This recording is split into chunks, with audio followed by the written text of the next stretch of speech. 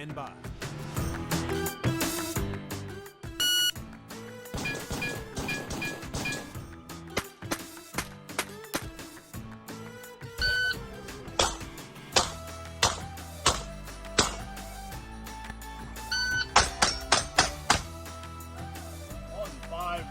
Stand by.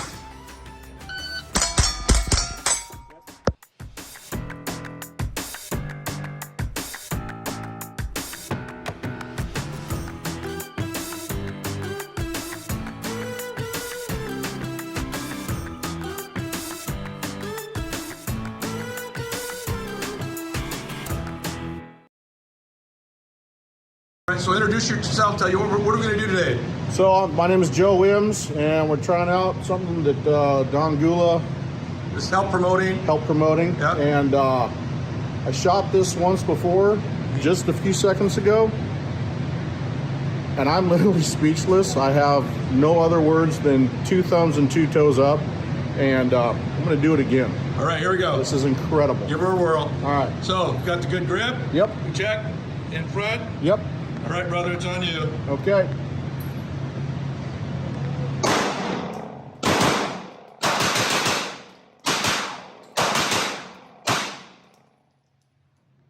Still amazing.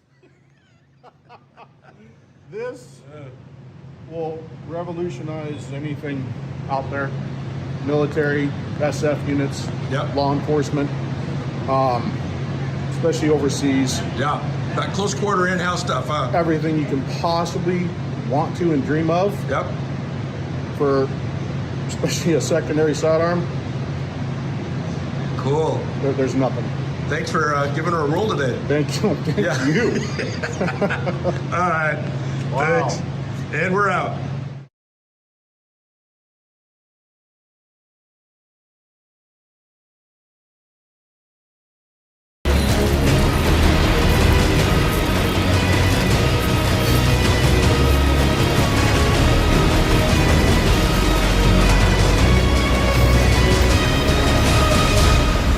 Can you show us what the rock and lock looks like Rock first? and lock, we typically see that here's the deal. It's developed on the range for range shooting.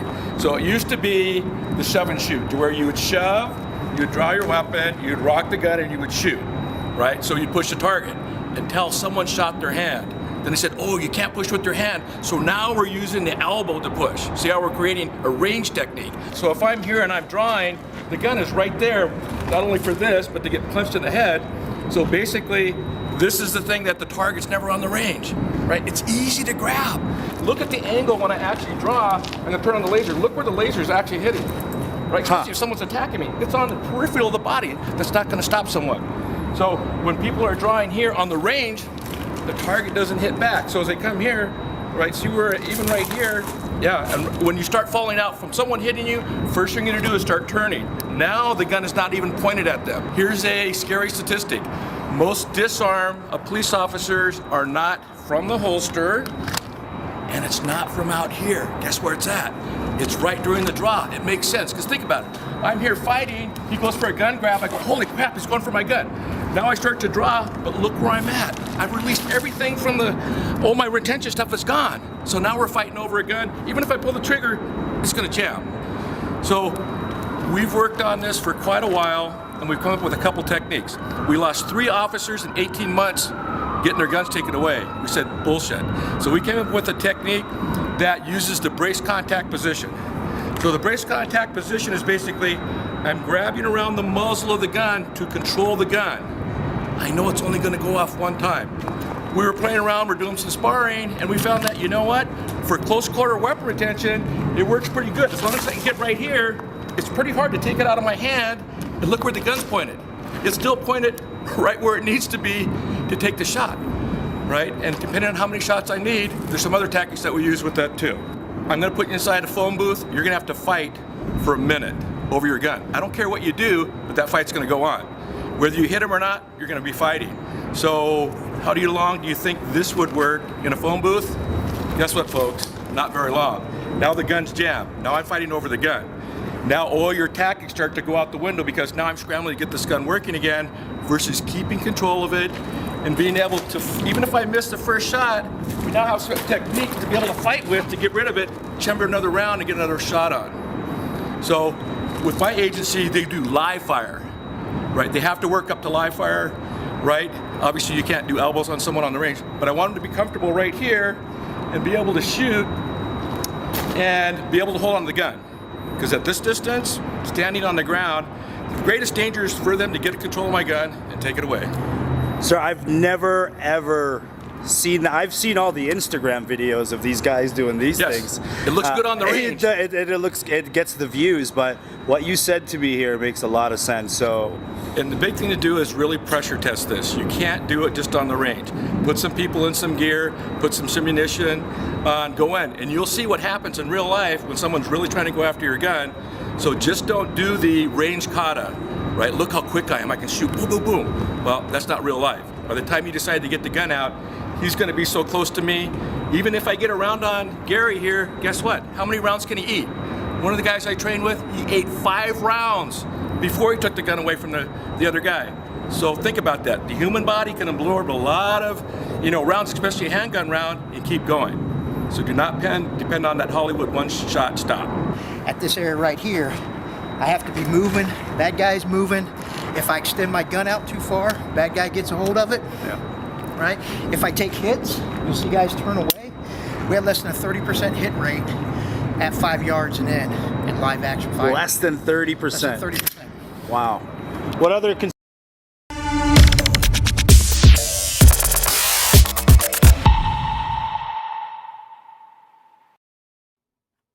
Hey guys, it's Ben from LASR, and I just wanted to do this quick impromptu video with a friend of ours who we've met at several shows, and he's also a technophile like myself. There's a lot of things going on in the firearms training space today. I had a chance to talk to a lot of instructors who are LASR customers, and I've heard good things and bad things about the training space today. So I thought it would be great to take a different perspective, not just from a student asking questions, but for instructors who might have questions about how to better instruct using techniques, using technology, but also what questions they might want to consider before they actually open up a class or as they want to improve the efficacy and the training and instruction in their class. So today we actually have a guest, Don Gula. You've probably seen him on some of the announcements, and you may have actually met him at USCCA, NRA, several of the shows, or taken a class from him. I'm going to bring him here in a second. And we're going to kind of have a free-form discussion as to things an instructor might want to consider or think about as we go into this new space of firearms, because you probably heard a lot of things from a political standpoint or just from a sales standpoint, what's going on in the firearm space. So let me go ahead and bring Don in here, and let's see if we can get him on. Hey, Don, how you doing? Hey, good. Let me. Can you hear us? You can hear me okay? I can hear you fine. Let me get into my. There we go. Good deal. Hey, well, I appreciate you joining us. I know we were talking behind the scenes quite a few times, and we were saying there's a lot of opportunity to talk to people who want to get firearms training. But I had mentioned to you that I had a chance to talk to a lot of instructors, and I heard some struggles that they have, but I've also heard some good news. But what I wanted to frame up the discussion from the perspective of, the farm space has kind of changed a bit. I think you've heard, the stats back in 2020, NSSF was reporting that a lot of people purchased guns. In fact, I think the first time firearms owners were about 8 million new firearms owners. Never touched a gun before they made their first purchase. Then later on in 2021, we actually had another 5.4 million new firearms instructors. And then this year, if we look at, just looking at the next checks that are going on, it's pretty darn similar. So I wouldn't be surprised if we're going to end the year close to maybe 4 million new firearms owners. But what I heard, Don, kind of concerned me, and it was the fact that instructors are not seeing an uptick in training. We're getting a lot of gun sales from new firearms owners, but I don't know if we're getting a lot of interest or activity other than the once and done, get me my permit type of instruction with firearms instructors. So I thought I'd ask you to come on board, give us some insight. But why don't you give a little intro to yourself about what you've done and who you are and where you've been, and also for folks who've never heard about you or don't know about you or never met you to show, give them a little intro besides your executive summary that we posted on the invitations. So, thanks for having me on today, Ben. I was a law enforcement officer for about 33 years, and I have a background in both SWAT. I was on a full-time SWAT team for 12 years. I was an academy instructor for 7 years. I pride myself in being a full spectrum force instructor. So a master DT instructor, master firearms, senior master taser instructor. So I'm just not teaching one piece of use of force. I've also been playing in martial arts for a little over 50 years. I was inducted into the Martial Arts Hall of Fame. So I've taken a system of mixing a lot of different martial arts, specifically to law enforcement. And the one thing that I think both law enforcement and civilians get benefits from is that we've pressure tested a lot of things that we thought were true, but turned out not to be true. And we implemented that training over the past 30 years. So if you've seen me at USCCA, I've been at the Martial Arts Super Show, SHOT Show, and I was there from the very beginning when Cert Pistol came out. So Mike Hughes actually did training with our SWAT team, and that's how I met him. So I got a chance to see the Cert Pistol from the very beginning, and I was very blessed to see the first software release of this program called LASR. And if things that benefit farms, I would place the LASR program in the top 2, period. Okay. So that's a pretty good statement, because it's one thing that's trained, because what we found is that just firearms training on the range doesn't make you better at shooting. Gotcha. All right. So you said you've been in the space, we'll get right into it. I know we only have an hour, but if we get questions, hopefully you'll be able to engage them just a bit and answer those questions. So folks, if you're watching, if you want to ask questions, I believe YouTube and Facebook will allow you to actually send questions via the stream. And Don's been gracious, and he says, yeah, let's go ahead and answer those questions live. In fact, we were going to do this pre-recorded, but we said, let's let folks contribute and ask questions so we can actually drive the format. Don, you had mentioned you've been in the space for 30 years, both in the space as a law enforcement officer. You've done firearms training as a private person. You've done you've had some grants to do some research using some scientific methods to better develop the training. Have you seen a difference in the last few years, given the way things are going, compared to what you saw in the first 30 years when you started? Has the landscape shifted dramatically based on who's buying the guns and how the training is being delivered to those new gun owners? So we have 2 different stages. We have the firearms training is getting better. Okay. Right. The technology and tools are getting better. But I would say that the amount of people training or seeking training is probably not getting as good as it should be, because with all the firearms out there, it's like, I have it, but am I really proficient with it? Is it just one I have in case I need to use it, but I'm not sure if I can use it? So it's kind of scary. It's like, I got a fire alarm in my house and I really don't check batteries. I'm willing to take the check. We'll see. Gotcha.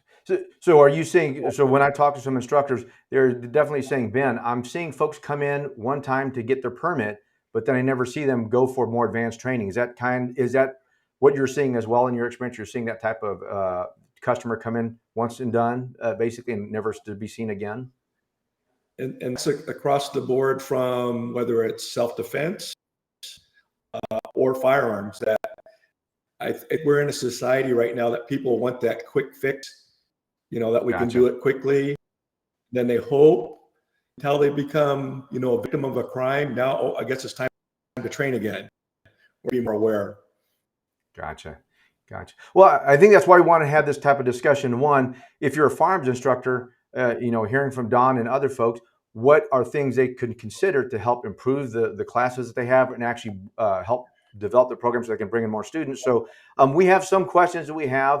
We thought we'd put them up there. So first one, did you want to touch on needs assessment? I mean, from an instructor standpoint, what are those things the instructors need to assess for the students or the classes they want to put together? So unfortunately, whether it's martial arts or it's firearms, training is dictated by what the instructor wants to teach, right? So I'll give you an example of that. I want basic self-defense, but I go to a Brazilian jiu-jitsu place. They're going to teach me all ground stuff. Well, I do ground stuff. I want to just be able to punch and get away. That's not, but I'm going to that instructor that's going to teach what he wants to do. The same thing can happen with firearms, where my firearms instructor is an EPSIC competitor. What's that person going to teach? Well, we're going to get quick reloads, right? How to look at the stage, get it, and I go, no, I just want to be able to draw my weapon quickly and efficiently, and I need to set up practice. Now, there is crossover, but really the students need to come first, right? And we've learned this. We just finished a $750,000 research project, and it was on we teach defensive tactics to law enforcement. And what we found is that the way that we train police officers to do hands-on training really doesn't work with the amount of time they have. Translate to the same thing that's true for firearms training. If I'm only going to truly go to the range once or twice a year, how good can I get? How proficient can I keep my skills? So going back to the needs assessment, what are the 3 areas I need to get better at? Maybe you have to go to a class first to figure out what those needs are, right? It could be like, what holster do I need, right? What firearm do I need to buy, right? So that, but finding those first and then finding a good instructor that matches your needs, really need, and it's hard to shop. You do a search on the internet to find the local range store. Yep. Right. So to ask you that then, Don, from a student standpoint, a student kind of has, if you're a first-time firearms owner, you really don't know what I should be training for. I want to learn how to shoot a gun. I've heard people say, well, maybe that's not the first question you should ask. It should be a question of why should I be shooting a gun to begin with? But from an instructor standpoint, would you say it's the onus on the instructor to determine, are you looking for it from a professional standpoint? Are you a law enforcement officer? Or are you saying it's a case where this person wants to learn about self-defense? Maybe it's not a gun you need. Maybe it's martial arts. Or is it a case where I already have a gun? I just need to know if it's something I should make part of my lifestyle. Is that something that you would say that's a job of the instructor to tease that out of their student, to figure out what is it they're looking for? Yes. And sometimes, I mean, if you do like firearms training and you Google it, you're going to come up with a bunch of videos, and they're going to see these high-end instructors that are doing stuff. And guess what? I'm just the basic person that wants to be able to pick a firearm. I don't know where to carry it. Oh, I'm a female. Now how do I carry it? You know, and you see all these fancy drills and stuff. That's not what they need. They need something basic, that's informative, that's realistic, that meets a legal standard, doesn't get them in trouble.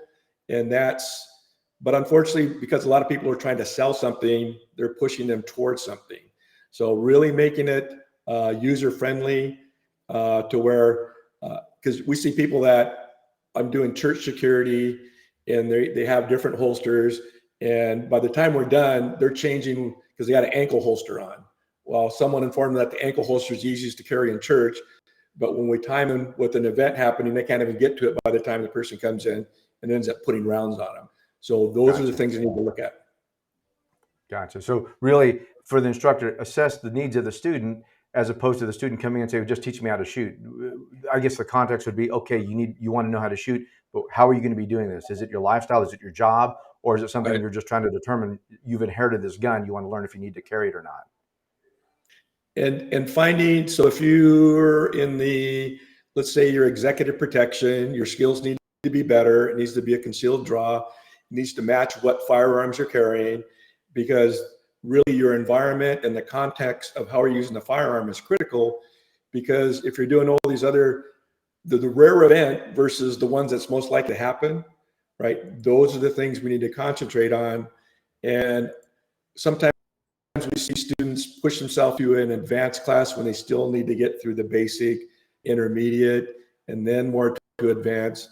And because there's some people that only want to get to I want to be an average shooter. Okay. That's people across the US. That's it. I'm an average person that wants to train the average amount of time. How much can I really dedicate to it? Gotcha.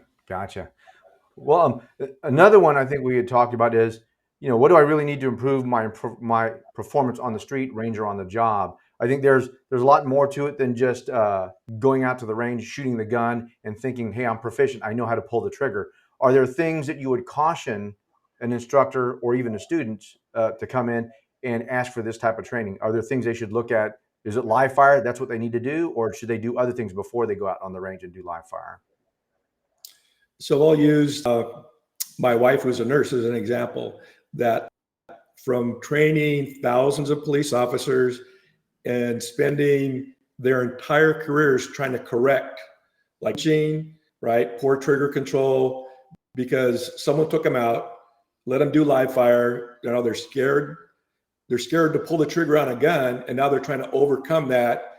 And the elite performers that get tens of thousands of trigger pulls can overcome that. The average person can't buy 10,000 rounds, go out and do it. So how do we come that, right? Well, the range in live fire is just one piece. I would say that you don't really need to be on the range all the time. In fact, most of the time on the range, after you're done basic firearms training, is a waste of time, unless you're adding skills to it. So the example is, you need to figure out, what do you need to do to improve your performance? And most people, they think they go to the range and they put 50 rounds on range.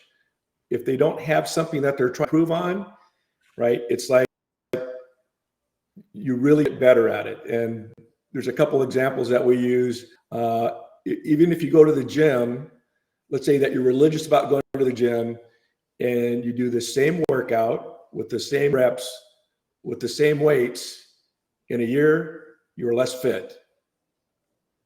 Because you're not, see where I'm going? You're not doing anything to push yourself to get better.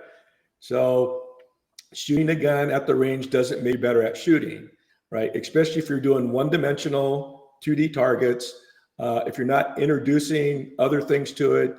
And this goes to reality of shooting, that we'll use the analogy of golf.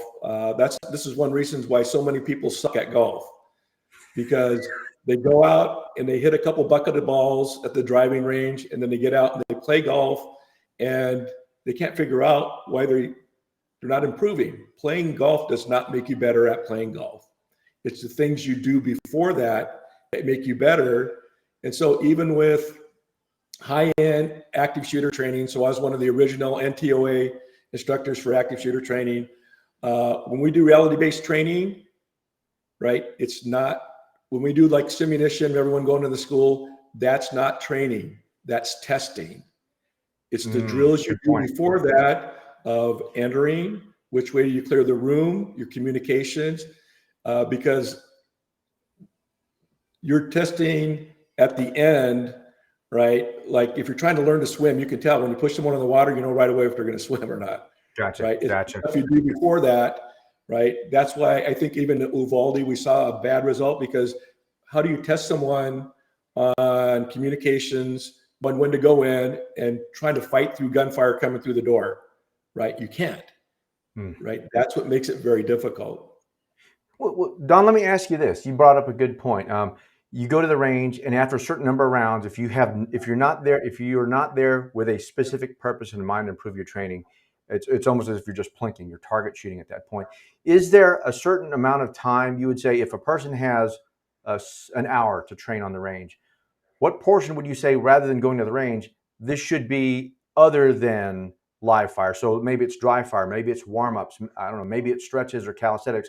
Would you say, if you took a clock and sliced it up into a pie, what percent would you say is actual live fire, sending lead down range, versus dry fire, versus basic manipulation and I'll say stretching? What would you say is a good mix that you've seen work well for your students? Well, let's go to elite performers with firearms in the EPSIC realm. Most of their stuff is not on the range, right? One, you got to get there. Two, you got to get your practice. So a lot of it is dry fire. But the traditional dry fire as we know it, so I have a simming here, right? I clear it, right? So if I'm dry firing, I'm going to point it towards the camera so you can see it. Sure. And I go click, right? Then I have to do it again, right? After I do so many of those, I can tell if I have a smooth trigger pull, but I can't tell where I hit, right? And two, now I've created a training scar because now I'm jacking around in every time. I've seen Gotcha. people in real shooting events, like on the range, to where they've actually chambered another round when they didn't need to, Okay. and where they've done attack unload at the end of, just like at the end of an EPSIC, because they've overtrained in one part or the other. So I would say 5% live fire, the rest should be dry fire. Really? So 5%, that's, that's a small portion because a lot of people buy tons of boxes. So people should be happy to hear that they should use a lot more dry fire. So the ammo that they do buy, they can go to the range more often and the ammo cache will extend itself, as opposed to, hey, I'm going through 150 rounds in 1 hour of shooting at a center mass target bullseye. Really, you'd say reserve some of that, do some dry fire, and then go prove it on the range with the live fire, what you've been practicing. Is that what you're getting at, or what you're saying? Yes. And so deliberate practice, right, is really what people need to look at. And if you look at any elite performers, whether it's Olympic piano players, it doesn't matter. That we purposeful practice. So the example, I'll give you a piano player. When you see them perform, right, how much was practiced before they got to that point, right? Yeah. Thousands of hours. So, and Malcolm Gladwell's, like the 10,000 hour rule. Well, right. Anders Ericsson, who wrote the book on how to be an expert. So Peak was the name of the book.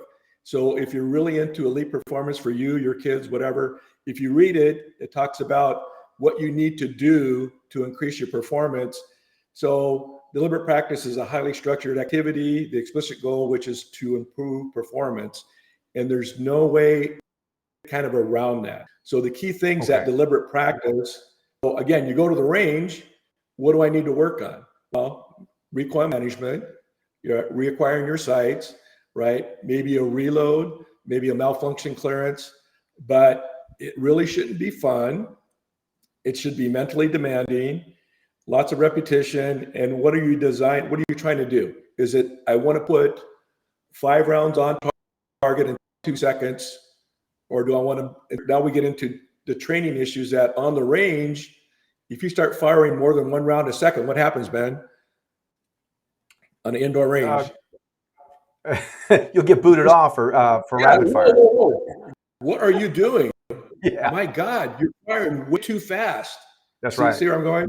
That's why I'm saying that when you get, and don't you draw that gun. So right. 2 things you want to be able to do is 1, get your gun out of the holster, 2, and 2, put rounds on quickly. So those 2 things you can't do at the range. So you're saying the 2 most critical skills to get that first shot out is what's verboten on a standard range, 25-yard range. You're saying that's really what you're trying to work on to get that gun into the fight. Those are the things that you're prohibited from doing by going to range. Now, let me ask you this. So instructors have probably heard this, and I don't know what their reactions are, but tell me, dry fire, it's not sexy. It's boring. It doesn't get the blood pumping. And I think I heard you say it's not fun. Deliberate practice is not fun. So how would an instructor, if you're trying to woo more students, because that's one of the things I heard is a lot of students don't come back. They'll either take their lesson to get their permit and they're gone, or they'll find that, I know how to shoot, I'm good. It's almost like a trumpeter who buys a trumpet, blows 2 notes, and thinks he's ready for a concert. How can an instructor address the issue with a student who says, well, this is not fun, I want to shoot live ammo? Should they be scared about talking about that, or should they address that point and say, we're going to be doing things that are not fun, but you're going to see improvements? How do you address that with help the instructors understand that? Well, one of the ways I do, because in my classes that I'm teaching, whether I'm doing like the front end with PowerPoint, I'll have the LASR program run in the background. Okay.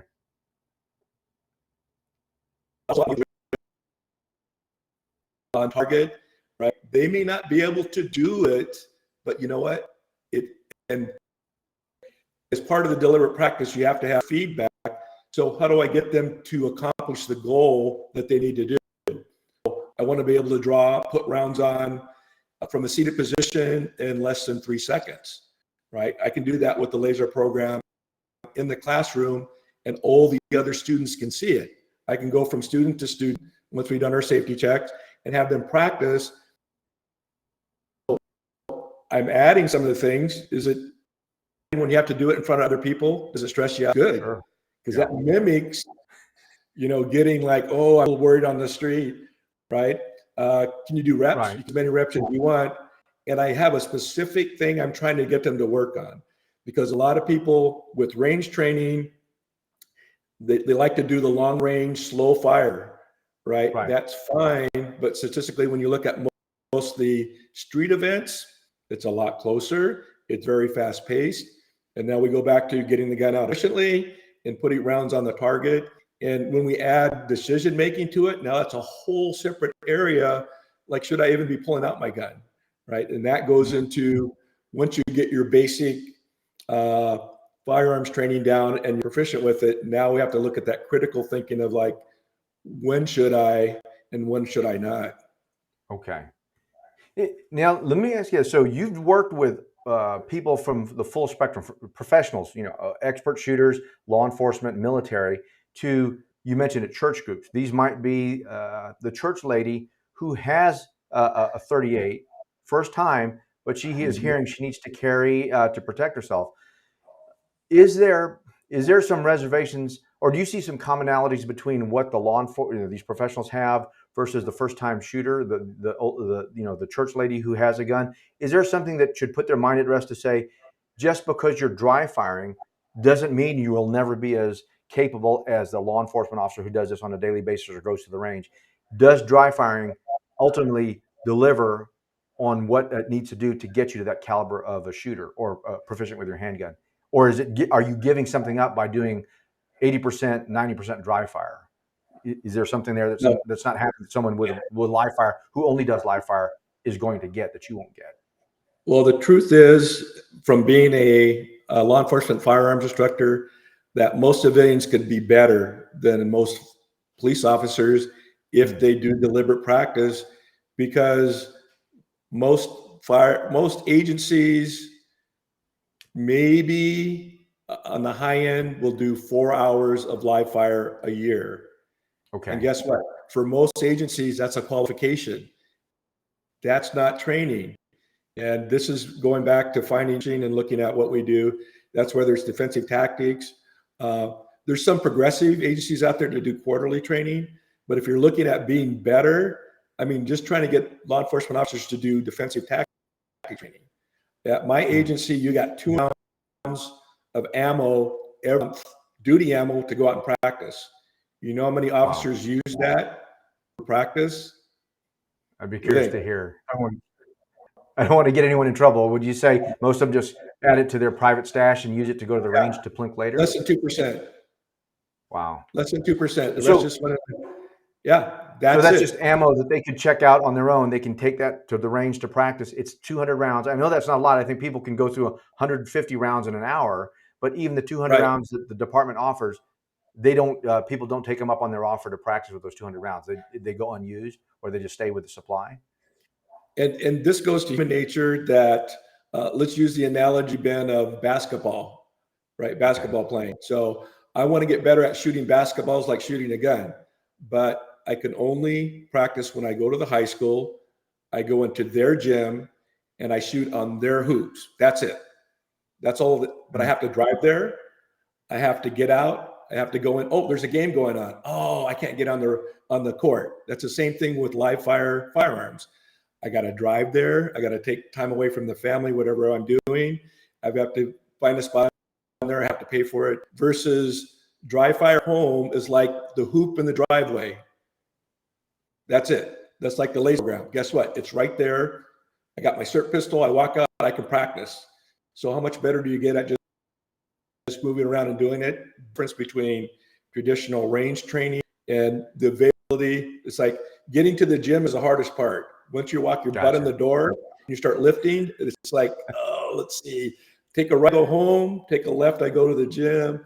Oh, I can go watch some fitness stuff on YouTube, and I think I get fit because I can watch these people are doing it. I'm feeling pretty buff from the amount of YouTube I've digested. Yeah. Got to get some more carbs. Yeah.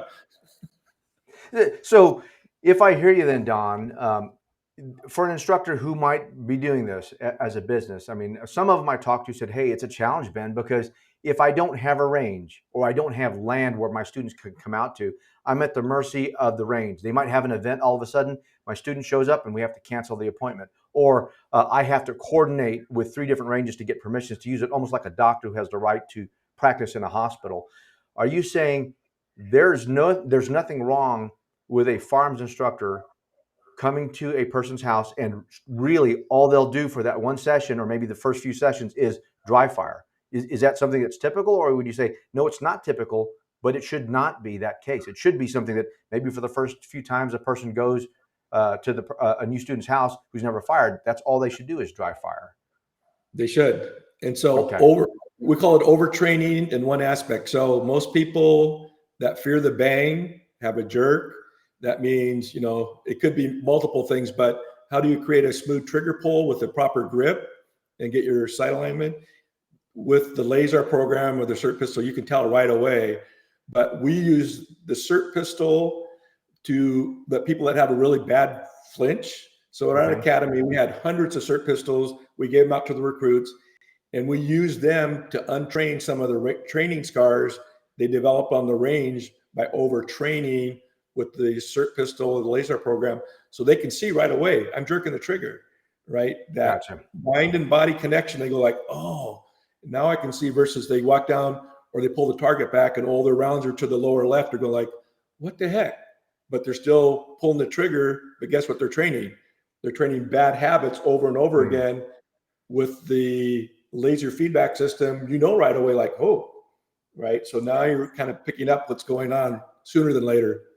Sure. And, you know, I appreciate, now I know I'm biased to laser because obviously I'm a co-owner of the company. I'm biased to a lot of the SIRTs because SIRTs are just a great pairing. It's like wine and cheese. They're a good pairing with each other. They complement each other.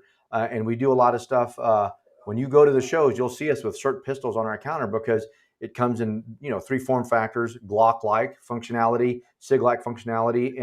You have the M&P functionality, and then you even have, you know, Mike and Britt came up with a pocket pistol. So it kind of mimics or emulates the common subcompacts that people want to carry. Now with laser, are there certain things that you're pretty technically astute? When I talk to you, you're even using a camera that does 360 views. Are there certain things that laser, you would say you do with laser in your teaching that can almost replace the live fire? Are there certain things that, yeah, if you never even fire around, you'll get the same value out of shooting dry fire with laser? So right away, the 2 things we talked about was, after you've done your basic firearm safety protocol training, they know all the things they're not supposed to do, weapons check, but I'd rather have them get that before they're on the live range, because when I talk to fire instructor, the basic firearms classes are the scariest, because you know, if you're transitioning to live fire, you're like, oh my God, here we go. We're going to put a live fire, right? And so let's get them better in the beginning. So one, can they draw from concealment with a SIRT pistol, right? That's one that you can't do generally on most ranges, but because that could be done in class to where they have a variety of different holsters. Because now they're picking a holster, but they've never done it. But they watch the YouTube video and it says, oh, this is what you need. You got to carry here. And then, so how many holsters do you have? It's almost as many guns as I have, and then some. Well, and which ones do you really use? And how long did it take you to figure out those? Well, it's just like, use one. It's just like, oh, you don't want to get better at golf, so I bought a new club. Oh yeah, I got a new ball, right? Those are going to make me better. No, those don't make you better. It's the practice part of it. So trigger control, I think, is one of the biggest things that we see, that getting a lot of reps and knowing what's happening. So with the LASR program, you know, you can tell what's going on. So what happened before the trigger pull or after the trigger pull, that's a big one. With the take-up indicator on the SIRT pistol and turning off one of the lasers, we use that a lot for sight alignment. Do we have someone actually bring it up on target, pull the trigger, and now we're realizing they're not seeing the sights correctly. How do you know that? It's hard to do, but with that other take-up laser, you can see what happens before or after gripping, We have some drills for that you can mimic like recoil to see if it changes in between trigger pulls to where you're disrupting the muzzle. So, and movement, get the gun out of the holster, move to a shooting platform, putting rounds on target. Those are things you can't do on the range.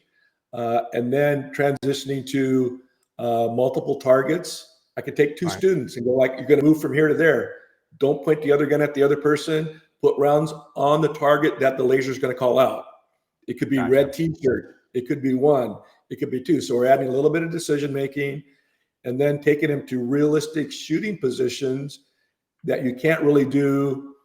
It's higher end training to where you want to do maybe even like shooting from the ground, shooting from seated position. So we use the SIRT pistols even with our SWAT teams, like in the gym training, whether it's the SIRT bolt or the SIRT stick, that they have to be able to move with their tactical gear on, be able to put rounds on. Then we'll maybe go to simunitions and then we'll do live fire. So it's a building it step by step versus just jumping right into the water or the deep end.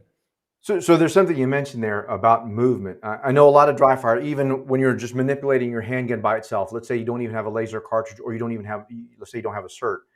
A lot of it, if you watch videos of people, and you can also create, do that with laser, is people have a tendency to stand still. I think they're so focused on sight picture, sight alignment, and trigger control that they're standing still, shooting down like you would at a 25-yard lane. Is there something to be said about how long do you stay in that mode where you're just focusing on trigger control, pulling trigger back, and standing still looking at the target on the wall versus now let's get movement going? Because that's one thing. I mean, you do the 180, you have a 360 camera that you're actually engaging targets on all four walls. You can never do that at a live range because the moment you break the 180 plane, just like rapid fire, you're out of there. At what point should someone quickly incorporate, if they're an instructor, movement as opposed to a lot of the dry fire systems, you're racking the slide, like you said, it creates a scar. And now the next scar is you're standing still. So the moment you hear gunfire, the student or the person in a situation might stand still and think that's how they engage people, as opposed to moving to cover concealment. That's one of the biggest training scars that live fire sets up. So the example is when the recruits come into the academy, they have a natural flinch response to move away from where the gun's pointed at them. Okay. See, but with firearms training, we teach them to plant their feet. We teach them to get in a certain stance. We turn them, they have to do two-handed shooting. Well, just go and look at the videos of people in real shootouts. It doesn't match any of those. So it's good for target shooting, but in real life shootings where you need to get off the X quickly, on the range, you can't do it because you have someone next to you. So that's where the dry fire can be good to get offline so you can time it. So in my classes, we actually use people drawing from concealment with like a SIRT pistol and pointing and shooting at people because that's the only way they realize, can you actually get offline and get your gun on target? Because seeing the pre-draw indicators will make you as faster than the person drawing, but you have to pick those up. Right. So that's called a schema. So a schema allows you to see things that are happening quicker and respond quicker. So it's like the ball that rolls in front of you down the street that you're already on the break and you didn't think about it, but you need to train for it. And unfortunately, training someone to react to someone drawing from concealment, we don't do it. That's lost at the range. It's hard to do it just pure dry fire. So we incorporate that to where it's one of those responses to where you move to a better position, whether the gun is drawn or not. Gotcha. And I think, like you said, so in a standard range where you're shooting down a 25-yard bay, you can never do that. Even if you move to a tactical range where you're allowed to move, draw from the holster and everything like that, you still can't break the 180 plane. But I think, as you would probably say, not all bad guys come from in front of you. Some are coming from behind you, from your left, or your right. So really the ability to engage, I would say, with 360 dry fire or tactical or dynamic movement really gives you the complete feel as to what can come at you. So do you have in your studio or in your academy, do you have assailants come from the student at all different directions so they can get that feel of that pressure or what it's like to be attacked from all different directions and still have to deploy their weapon? So one of the examples I use, whether it's law enforcement, civilian, is I'll put someone either facing one direction or seated one direction, and I'll have someone just come over off to their right shoulder, and I'll say, when you hear go, just turn and shoot, right? And so what you see the person do is they have the gun, and then two-handed, they try to turn and shoot, and they can't even acquire the target because they're trying to go back to their range training, which says, I need to shoot with two hands, versus if they just took the gun and pointed over their shoulder one-handed, they were on target that quick. So they're trying to overcome that. And when we put it on a timer and they say, like, I'm more than twice as fast just by using one hand, but how often do you practice that on the range? That's true. Right? So we give them example practice. So I think all this being said, we're really not saying, and some folks might, I don't want them to get this wrong, that dry fire will ever replace live fire. Yeah. Ultimately, I think you're saying live fire is where you prove everything you've been training and building up to, whether you're dry fire training with a laser or not. It'll never replace it, but also it will never replace instruction with a quality instructor. Would you say that's a point to drive home, that you can train at home with laser, with dry fire, with Laser X, Laser Classic, but you still need to go find a qualified instructor who can improve your ability. Because I think when I had a discussion with the instructors, I asked them, when I take music lessons or when you take martial arts, you go on a regular basis, you visit the studio or you visit your dojo and you work on the basics. And then when your instructor sees that you've progressed to a point, they give you the next level challenge or teach you the next skill. Whereas in firearms, sometimes you get the 8-hour session on Sunday or Saturday, then an 8-hour session on Sunday, go home, and now you've had your lesson. Do you see there's a value or a way to get to the point where students look at dry fire, or students look at firearms training as a situation where they come back maybe on a weekly basis or once a month, twice a month, to improve to the next skill like they would with martial arts or music lessons? Do you see that possibly coming into the way it's being handled as a modality going forward? Yes, and that from the research projects, short durations spread out throughout a year is better than longer. Like 2 hours quarterly is better than 8 hours yearly. So, but it's hard for an instructor to set up a class to bring a bunch of students and get like, okay, here's 2 hours. I got the range. I got to use it for the 8 hours. People are flying in to do the class. But if you can find someone locally that brings you in to do specific training, or one-on-one, that's how a lot of people get better at martial arts. The dojo group thing doesn't work for them. So that expert feedback needs to become one-on-one if they want to progress better. But with firearms training, just getting some type of training pistol in your hand and doing it is better than waiting to get to the range and trying to get it. The other gap between dry fire and live fire is, what can we do to get that in between? That's the area that no one's working that much on, and it's a little bit harder to do. So how do I go into a place that can set up a home environment that I can do some SIRT pistol drills, some laser drills? That's where the instructor comes in and says, okay, the most likelihood is going to be someone breaking into your house. Okay, let's check out where your safe's at. Let's see if you can get the SIRT pistol out. Let's see if you can clear your house safely. We'll set up the laser program or targets. You can move through it. That's going more towards realistic training, right? Now I'm a high-end shooter. Now I need to crank it up a little bit, maybe get someone that will do airsoft, that'll do simulation. But that you have to have an instructor that has the availability to get that equipment. So that makes it a little bit more difficult. That's a good point. I mean, I've had scenarios where churches have called us on the customer support line and asked us, how can we train in our church? But you're saying, as an instructor, you can actually go to the student's house where they're living and they do their daily activities and actually run them through a scenario where someone's breaking through your front door. Let's start this training from your bedroom. You're in bed. What would you do? Do you go engage, or do you try to find a place to flee or evade so that you don't have to engage the bad guy? You're saying that's the ideal scenario, because that's truly what could happen to you, as opposed to you might go to your instructor's house. Well, you don't live in your instructor's house, and so you do the training and the break-in, but the layout of the house is different. Really, if you can train in where you're going to operate or live, that's the best way to do it. That's what you're driving at. The two things that I've seen, I was part of for 20 years, I was part of a critical incident debriefing team.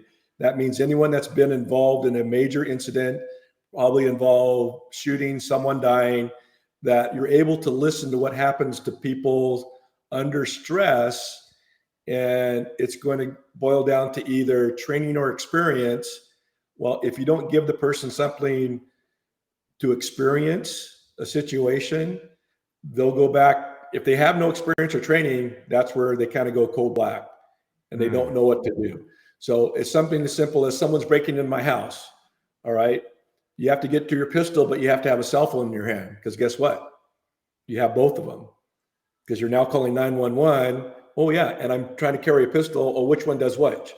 All right. I'm on the phone. Okay. Now I'm pointing at the door. So making it as realistic as possible. Oh, now I have kids. What do I want the kids to do? Right? The dog's barking. So taking it step by step. And see, these are not difficult for an instructor to craft. So it becomes the basic 1, 2, 3, 4, right? That they do it, they get a chance to practice. When they can do all those smoothly, right? It's like CPR. Under the stress, guess what comes back? That instructor in the ear going like, go to the bedroom, lock it, get on your phone, right? Get to your firearm, right? Give warnings. Those are the things we want to do it, because without it, it doesn't magically appear if we don't train for it. Gotcha. So you're saying start stacking, when instructor, as you're working with your students, start stacking all those different stressors, all the different environmentals, so that it eventually replicates what will happen during a scenario that a student could possibly encounter, so that when it does, it's nothing strange. The dog's barking. Well, yeah, when you trained, the dog was barking. That's nothing big. The kids are running around crying in the house. Yeah, that's going to happen when a break-in occurs. Interesting. Now, someone. Oh, go ahead. Go ahead. Just watching someone try to unlock their gun safe, whether it's a finger one, with a little stress, and they forget the code. I see that happen, right? It's been there. It's been there for 5 years, but now I add a little stress to it. Maybe I crank off a couple of blanks in the house and stuff. Now it's like, oh my God. Yeah. Okay. Still, you got to do your dial 911. It's like, you want to push them up to a certain level without traumatizing them. That's the other thing, is that you have to be very cautious, is that you can't push too far, and knowing the person. So if I'm training a class where someone's been involved in a shooting or been shot, I have to come in at a real level and talk to them, because I don't want to open doors of trauma, right, by doing the training. But guess what? They need it, because that's part of their recovery too. So it gets a little tricky. Now, let me ask you this, John, because a lot, we're talking about scenarios in the house where students are learning how to defend themselves in the house. What I noticed over the last several months, or even the last year or so, the demographics, we were talking about demographics earlier on. Sure, there's a lot more gun buyers out there, but the demographics have shifted. We're seeing a lot more women, but I also read an article, I think the NRA put it out there, that the age group has started to shift. I saw when I first came on board at LASR, the majority of our demographic was 45 to 65 plus. So almost like your age and my age, it's our demographic. When I go back and look at it, I'm seeing people who are looking for training now more in the 35 to 45 year range. And it lines up with what the NRA said is the millennials are now becoming the big gun buyers and replacing the baby boomers. And then also when I look at people who are looking at our site for training, asking questions, they're not coming from, Plano, Texas. They're not coming from Beatrice, Nebraska, places that we would typically take as, oh, they're gun familiar. They go out and shoot from time to time. No, we're seeing them from New York City, Los Angeles, and Chicago. So it's constantly those three cities. When I see people asking questions or coming to our site, those three cities swap out and compete with each other. How would as a firearms instructor, you tour a lot all over the U.S. and internationally, a person who is a firearms instructor who wants to grow their business and reach out to these groups, what's the best way to do this? Because that's one of the biggest challenges in these communities like New York. You probably don't want to say you have a gun, especially if you live in the city, because your friends might not like it. They might ostracize you, or it might be you might get in trouble legally for having a gun in the apartment that you're at. What would you say to the instructors who are trying to reach out to that community to say, we're here, we want to train you, come find us? What would you say to them? Well, first thing is they need to know the local laws, right? Whether it's city, county, state, federal, and then craft what the average person needs to learn. And see, that's where that need assessment comes in, that if you have a lot of brand new shooters, you need to craft your class that meets the standards, especially if there's state or city standards that they have to meet before you can carry, that they need to make sure they cover those. Because if they're putting their name on the piece of paper, that needs to go to documentation. But the biggest thing is basic is better, right? I'd rather have them really good at the basics than teaching them really fancy stuff, because under stress, basics work better than to try to remember some, eight-step procedure or something. But really working through what they need, how to set the classroom for the average shooter to come in with a SIRT pistol, because if they're bringing their real pistols and they're going to do live fire, that's a little bit different class. But really getting them comfortable, because there'll be some people that come to the class and you may let them just even do the SIRT pistol and stuff, and they may say like, yeah, firearms aren't for me. That's fine. But the ones that you allow them to progress, figure out what firearms they want, and let them get better, instead of this, because putting them on the range and going bang right away is going to scare a lot of people away. Guiding them in, right, with SIRT pistols, maybe if their first could be airsoft, or it could be like a low level, like 22 caliber, something that gives them a little bit of a bang, recoil. Simunitions, pretty hard to get. UTM barrels you can get with a little recoil with no bang. And then on to live fire, so that guiding path without scaring them will, one, get more return customers, two, better retention, and three, the likelihood that they're going to continue to train is there. So if I bring you to my jujitsu gym and I beat you up the first time you come out, guess what? You're not going to want to come back.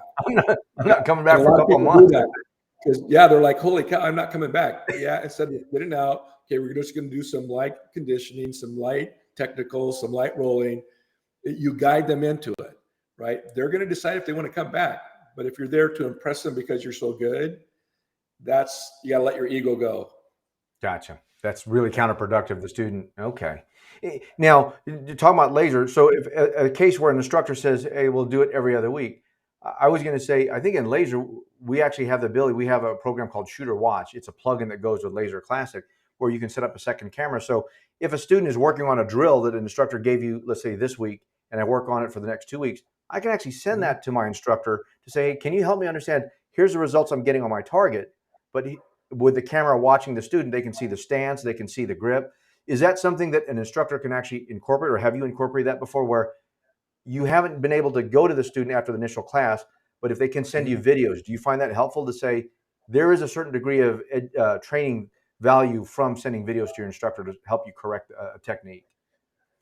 And that goes from laser program, dry fire to live fire, to where even if they just set their phone up and they're doing it and they're going, I'm trying to do this or trying to do that. One of the guys I've learned a lot from is Mike Hughes, right? The owner of Next Level Training. So he's kind of like the high-end expert I go to, that he's, like a physics guy and he'll show you how to make things better, stuff he's worked on, but how to guide them into that is critical. Gotcha. But because the reason I asked that question is, Don, I know, gas has gone up, things are a lot more expensive, and also time is difficult getting from place to place.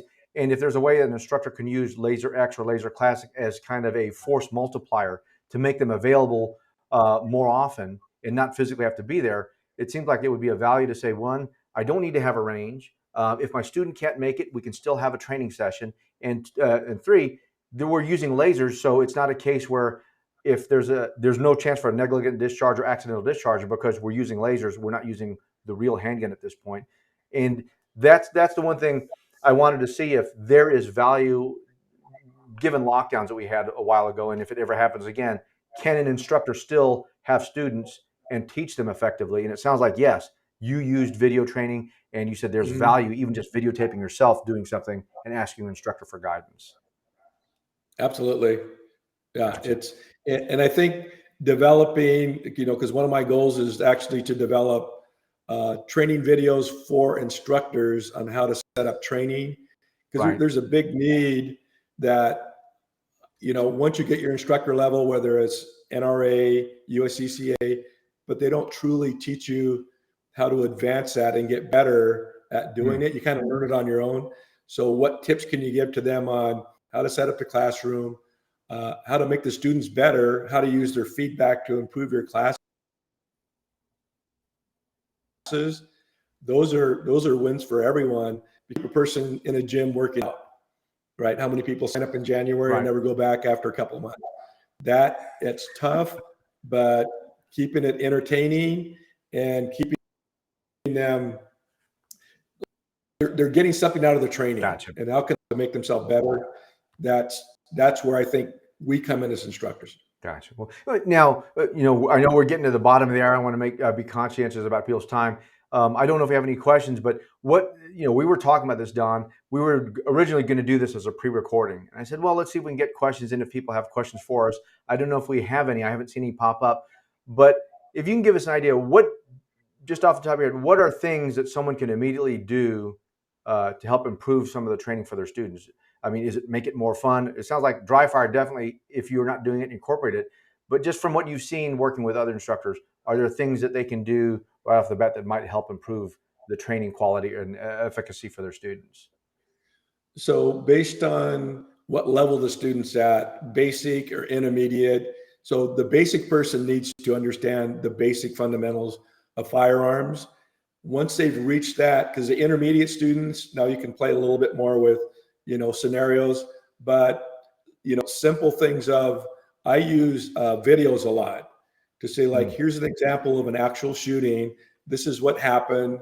Let's recreate the event before, during, and after, and let's see how quickly you can get your gun. Can you match it?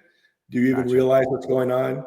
So we're using real life videos to improve on awareness, on angles of survival, on being able to get to your gun where you carry it. Now I have an ankle holster or appendix carry or 3 o'clock, 5 o'clock. Oh, now I'm seated in my vehicle. All right. Is it better just to drive off, or can I get my seatbelt off? Now, the person's, I'm at the ATM. So there's all these different variants, but boil them down to, and we call them drills to skills, that there's common overlaps of, you need to get better at this. It's going to cover a broad spectrum of different areas of increasing your ability to use your firearms safely. So that's what we're working on, is keeping those basics going and just layering other things, whether it's I have to put more rounds on target, or have to be faster, right, during the draw process, or have to move farther, or I'm in a more difficult position. I'm on the ground. I've been punched to the ground now when someone's trying to stab me, right? So how to create falling, getting my gun out, using my legs to defend, and be able to put accurate rounds on the target without hitting anyone else in the room. So now we're taking a video and I show them, here's the example. Person comes up, I just stab them, they fall down. Get your gun out, try to put rounds on. I can do that not only with the SIRT pistol, but I could do it with shooting on the LASR target. Now they can see the time it took to get the rounds on target. Gotcha. So it really gives them, it takes what will happen, you've seen in your police work in real life, and says, student, the instructor can have their students experience it to see how they would react and how they would fare.